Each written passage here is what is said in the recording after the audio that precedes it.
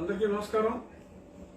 ఈరోజు మరి ఎంతో ఉత్కంఠతో ఉదయం నుంచి రాష్ట్రంలో ప్రజలందరూ కూడా ఎదురు చూస్తున్నారు.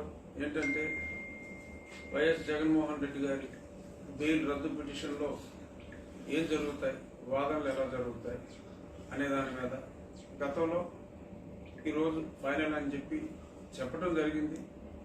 అప్పుడు సిబిఐ వారు 8వ తారీఖు మేము ఎటువంటి పిటిషన్ రిటర్న్ సబ్మిషన్ మేము ఇవ్వబోవటం లేదు, మేము ఒకటి ఇచ్చున్నాం, మీరు ఏ అభిప్రాయం తీసుకున్నా సరైన నిర్ణయం తీసుకోండి, ఆ నిర్ణయానికి మేము కట్టుబడి ఉంటామని చెప్పి ఒక హితోపదేశం లాంటి ఒక వారి రిటర్న్ సబ్మిషన్ చేయటం జరిగింది. ఇప్పుడు మళ్ళీ మాకు ఒక 10 రోజులు సమయం ఇవ్వండి, మేము కౌంటర్ దాఖలు చెయ్యాలి అనే ఒక నిర్ణయం తీసుకోవడం జరిగింది కాబట్టి ఇవ్వమని ఇన్ రైటింగ్ కోర్టు వారిని కోరటం జరిగింది. సో దాని మీద మా అడ్వకేట్ వెంకటేష్ గారు ఇది మాకు అంగీకారం కాదు, 2 సార్లు 2 రకాలుగా గతంలో వారు సబ్మిట్ చేయడం జరిగింది, అవి కూడా మీరు పరిశీలించి దాన్ని బట్టి మీరు నిర్ణయం తీసుకోండి అని చెప్పడం జరిగింది. మరి వారు అభ్యర్థించిన విధంగానే 10 రోజులు సమయం ఇవ్వడం జరిగింది. 26/7/21 అనగా రేపటి సోమవారం వదిలేసి ఆ తర్వాత సోమవారం రోజు డెఫినెట్గా మరి అదే ఆఖరి రోజు అవుతుందని, గత వారంలో మరి సాంకేతిక లోపం తలెత్తింది. ఆ సాంకేతిక లోపం తలెత్తకుండా ఉండుంటే మరి అప్పుడు సిబిఐ స్టాండ్ ఏముండిద్దో మరి తెలియదు. ఇప్పుడు సాంకేతిక లోపం సరైంది, మరి సరైన సాంకేతిక లోపం తర్వాత వారు ఈ రకంగా ఫైల్ చేశారు.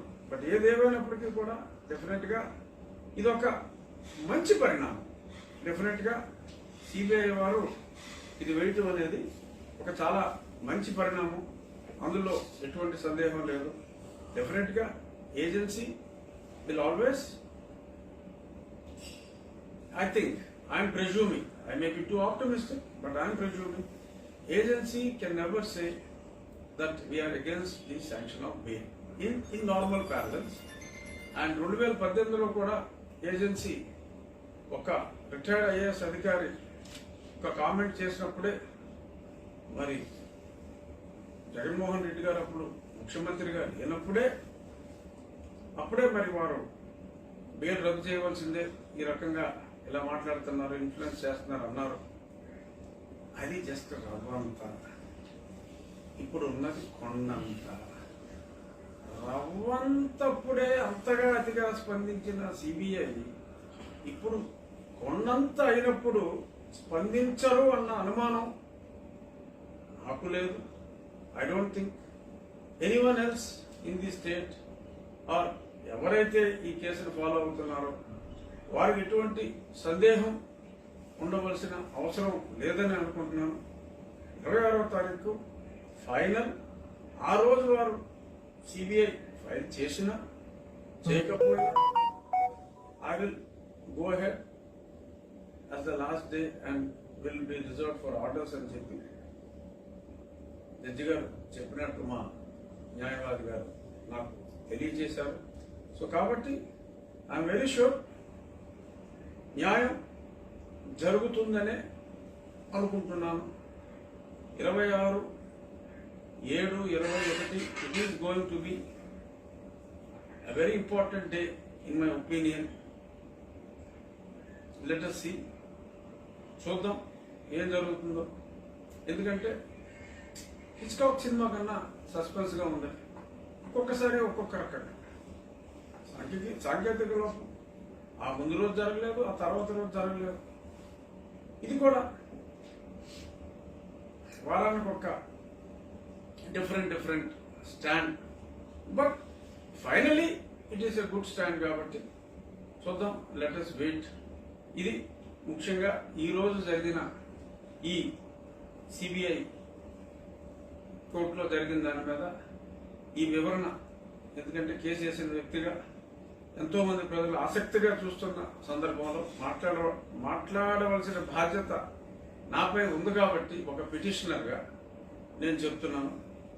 ఇంకేమన్నా ప్రశ్నలు ఉంటే కూడా మనం మార్పు రావడానికి కారణం ఏమనుకుంటున్నాం? అంటే ఒక మంచి మార్పు వచ్చినప్పుడు మనం దాన్ని స్వాగతించాలి. కారణాలు వెతకడం అనవసరం. కారణం ఏవైనప్పటికీ కూడా ఇది ఒక మంచి మార్పు కోసం వచ్చిందన్న దాంట్లో ఎటువంటి సందేహం లేదు కాబట్టి I'm whole heartedly welcoming the decision of the CBI. Return arguments మేము సబ్మిట్ చేస్తాము అని వాళ్ళు ముందుకు రావడం అనేది ఒక మంచి పరిణామం. మంచి పరిణామం జరిగినప్పుడు దానికి కారణాలు వెతకడం అనవసరమేమో అని నా భావం. మీ పార్లమెంట్ సభ్యుడు మార్గాని భారత్ చెప్తున్నారు మీకు ఖచ్చితంగా మా పార్టీ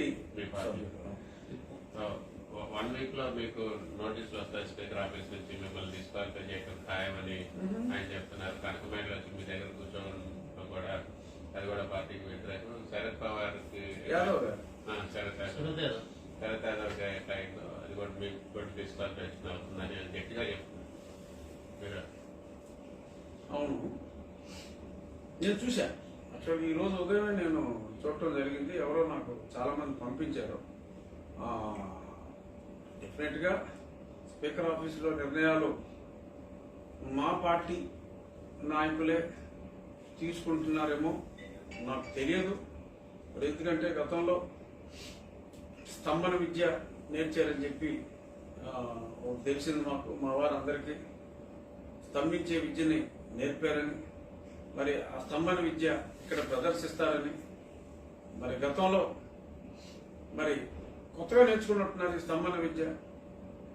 స్పెషల్ కేటగిరీ స్టేటస్ కోసం స్తంభించాల, రైల్వే జోన్ కోసం స్తంభించాల, మరి అలాగే ఇంకా ఎన్నో సమస్యలు ఉన్నాయి మనకి. పోలవరం నిధులు నో స్తంభన. మరి దేనికయ్యా స్తంభన అంటే కొత్తగా వాళ్ళందరికీ ఆ స్తంభన విద్యలో ట్రైనింగ్ ఇచ్చి పంపించింది రఘురామకృష్ణరాజుని అనర్హుని చేయటం కోసం. వీరు అడిగిన తక్షణమే, వీరు అడిగిన మరుక్షణమే. మీ కేసులో విచారణ 11 సంవత్సరాలు జరగాల. నా కేసులో మీరు అడిగిన వెంటనే ఇచ్చేయాలా? కరెక్టా? అడగటం నేను చేసిన నేరమేమి స్వామి అని నేను అడుగుతున్నాను. ఎనీహో, కమింగ్ బ్యాక్ టు మా మార్గాని భరత్, మా పార్టీ విప్పు కూడా అతను పార్లమెంట్లో అతను ఆయన వయసులో నాకన్నా చాలా చిన్నవాడు. బహుశా నా కొడుకు ఏజ్ ఉంటుందేమో. బట్ స్టిల్ ఒక పార్లమెంట్ సభ్యుడిగా ఆయన్ని మీరు అంటమే గౌరవం. సో ఆయన మరి ఈ రకంగా మరి లోక్సభ నిర్ణయాన్ని తన నిర్ణయంగా మైక్ ముందు చెప్పటం, మరి అది ఎంతవరకు భావ్యం అన్నదే నేను చెప్పలేను. కానీ అతను ఆ మాటతో పాటు ఆయన ఆ మాటతో పాటు ఇంకో మాట అన్నారు. నరసాపురంలో సమస్యలను కూడా వారు పరిష్కరించట్లేదు, అసలు నియోజకవర్గానికి రావట్లేదు. సో కాబట్టి అక్కడ కొన్ని బ్రిడ్జిలు ప్రాబ్లం ఉంది, అవన్నీ కూడా నన్నే చూసుకోమన్నారు. కాబట్టి అవన్నీ కూడా మా రాజమండ్రికే కాదు, ఇతోదికి సేవలు ఆ పక్కనున్న గోదావరి యువతలున్న నరసాపురానికి కూడా నా సేవలు అందిస్తాను అని చెప్పి ఆయన ముందుకు రావటం మరి డెఫినెట్గా నేను ముందు స్వాగతిస్తున్నాను. ఎందుకంటే కొన్ని ప్రత్యేక పరిస్థితుల్లో నేను నా నియోజకవర్గానికి నేను ప్రస్తుతం వెళ్ళలేని విచిత్రమైన పరిస్థితులు ఉన్నాయి. ఆ పరిస్థితుల గురించి అంతకన్నా నేను ఎక్కువ మాట్లాడకూడదు. ఏం మాట్లాడతానా అని చెప్పి కొంతమంది చకోర పక్షుల్లాగా కొంతమంది సీనియర్ జర్నలిస్టులు కఠోర దీక్షతో ఎదురు చూస్తున్నారు. అంచేత నేను వాటి జోలికి వెళ్ళను. బట్ మనస్ఫూర్తిగా భరత్ గారిని, ఎందుకంటే నా కొడుకు పేరు కూడా భరత్ గారి, సో భరత్ గారిని నా నియోజకవర్గం గురించి మరి ముఖ్యమంత్రి గారు మిమ్మల్ని ఆదేశిస్తే మరి ముఖ్యమంత్రి గారి ప్రేమ, ఆయన మనసు మీరు దోచారు. సరే, మీరు ఏం దోచారు, మరి ఆయన మనసు దోచారు. ఎలా దోచారు? మనసు దోచారు. సో కాబట్టి మీకు స్టార్ట్ ఏ బిగినింగ్ సపూర్వం చెప్పారు. ఏమో జరగబోయే పరిణామాలు ఎలా ఉంటాయి? మీరు ఆయన మనసు దోచారు కాబట్టి మీకు మరిన్ని మంచి అవకాశాలు ఆ భగవంతుడు ఇవ్వాలని, ఆ భగవంతుడు ముఖ్యమంత్రి గారి రూపంలో మీకు మరిన్ని అవకాశాలు ఇవ్వాలని మనస్ఫూర్తిగా కోరుకుంటున్నాను. మరగాని భరత్ గారు. ఇక రాష్ట్ర ప్రజల అదృష్టం, మా మరగాని భరత్ గారు ఒక చలనచిత్రంలో నటించారు. అది ఎవరికి పెద్దగా చూసే భాగ్యం కలగలేదు. నిజంగా అది ప్రజల అదృష్టం. ఎందుకంటే ఆ రోజు ఆ సినిమా 10 మంది చూసుంటే ఈరోజు ఒక మహానాయకుడిని మనం కోల్పోయి ఉండేవాళ్ళం. సో ఆ ఇబ్బంది లేకుండా ఇవాళ ప్రజాసేవకి రాజమండ్రితో స్టార్ట్ చేసి అక్కడ రాజమండ్రి ప్రజలు నివసించడానికి అత్యద్భుతమైన ప్రాంతాన్ని, ఆవభూమి ప్రాంతాన్ని సెలెక్ట్ చేసి అక్కడ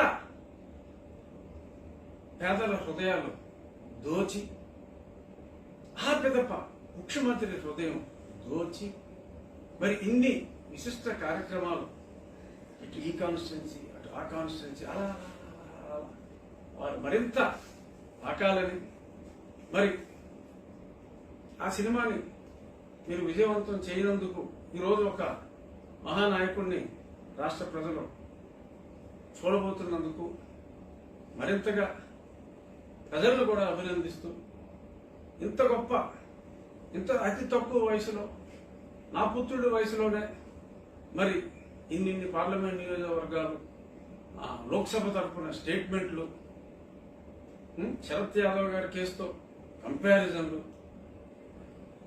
పైగా మరి పార్టీ వ్యతిరేకంగా అని అన్నారు. అంటే మరి నేను గతంలో చెప్పా, పార్టీ వ్యతిరేకత అంటే నేను పార్టీయే చెప్పింది ఈ దేవాలయాల మీద దాడుల్ని మేము నిరసిస్తున్నాం, ఖండిస్తున్నాం అని. నేను అదే వాదన వినిపించాను. మరి ఈరోజు మా చీఫ్ విప్ గారు దానికి విభిన్నంగా పార్టీ నిర్ణయానికి నేను వ్యతిరేకంగా వెళ్తున్నానన్నారు. ఇదే విషయం నేను చెప్తే మరి ఒక సీనియర్ జర్నలిస్టు చూశా, అది కూడా మార్నింగ్, ఆయన దీని మీద కూడా రాజుగారు కామెంట్ చేశారు. సో ఇది కోర్టు ధిక్కారం కాదా అని చెప్పి సొల్లు చెప్తూ ఉంటాడు ఈడు ఇంకొకరికి, ఆ పక్కన ఉన్నవాడికి. ఆడు ఈడు సొల్లు మాట్లాడుకుంటారు. ఏంటిది ఇలా మాట్లాడేది తప్పు కదా, ఏంటి అక్కడ కాగితాలు కూడా సరిగ్గా ఏమంటారు చూద్దాం. ఓ హింట్ అనమాట, వీళ్ళు లంబు జంప్స్ లాగా వీళ్ళు హింట్ ఇస్తారు. ఆ సీనియర్ జర్నలిస్ట్ ఇంకో పక్కన కూడా ఉంటాడు, ఇద్దరు మాట్లాడుకుంటారు బాబు. మళ్ళీ చెప్తున్నప్పుడు క్లియర్గా, మా మరగాని భరత్ గారు, నేను నా ఇంట్లో కూర్చుని నేను చేసిన దీక్ష అది ప్రభుత్వ నిర్ణయానికి వ్యతిరేకంగా జరిగిన దీక్ష అన్నారు. నేను స్పష్టంగా చెప్తున్నా, నా ఇంట్లో నేను, మా పార్టీ, మా ప్రభుత్వం దేన్నైతే ఖండించారో దాన్ని ఢిల్లీ స్థాయిలో నేను ఖండించడం జరిగింది తప్ప ఇంకొకటి చేసింది లేదు. నేను ఆ రోజు నిరాహార దీక్ష కూడా అనుకున్నాను కాబట్టి కొంతమంది నాకు తెలిసిన వాళ్ళు సంఘీభావం తెలియజేయడానికి రావటం జరిగింది. అందులో ఎటువంటి తప్పు లేదు. మరి మీరు పదే మరి ఎవరిని వాదార్చడానికో అదే పనిగా ఇలా అంటున్నారు.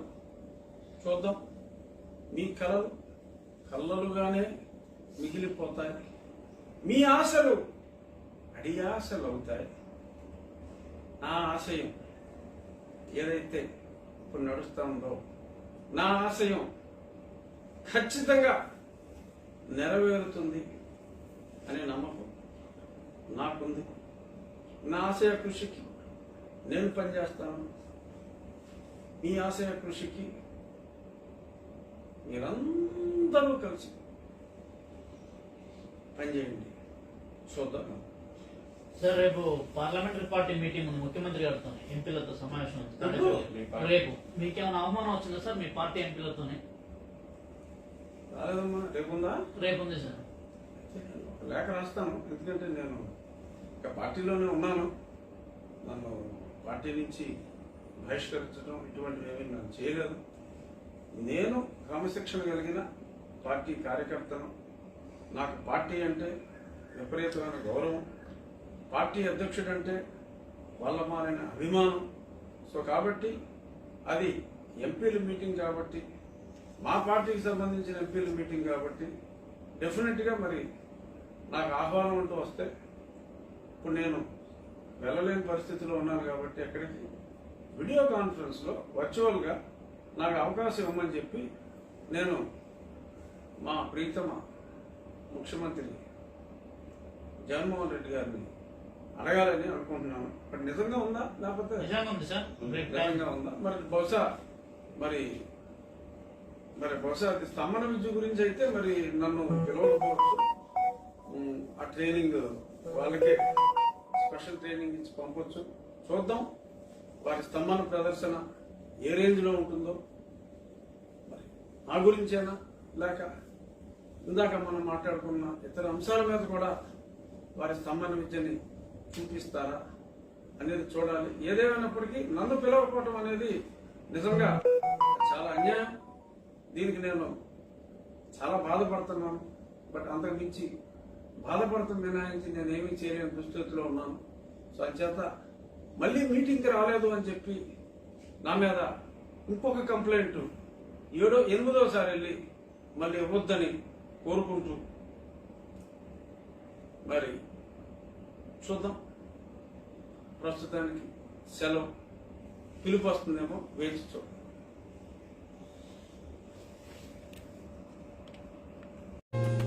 ఈ వీడియో కనుక మీకు నచ్చినట్లయితే లైక్ చేయండి, షేర్ చేయండి, సబ్స్క్రైబ్ కండి. చూస్తూనే ఉండండి వన్ వే న్యూస్.